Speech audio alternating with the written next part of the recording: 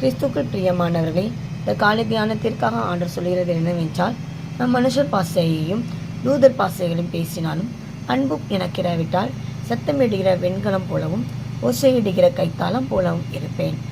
பிரியமானவர்களே, இந்த உலகத்தில் மிகவும் பெரியது அன்பும் மிக மிக முக்கியம். அன்பு இல்லாவிட்டால் ஒன்றும் இல்லை.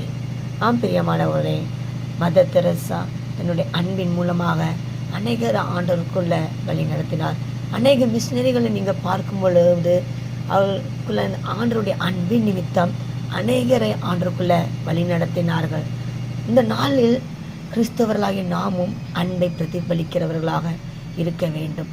நாம் மற்றவர்களுக்கு கிறிஸ்துவனுடைய அன்பை நாம் பிரதிபலிக்கும் பொழுது நிச்சயமாக அவங்க இயேசுக்குள்ளே வருவார்கள்.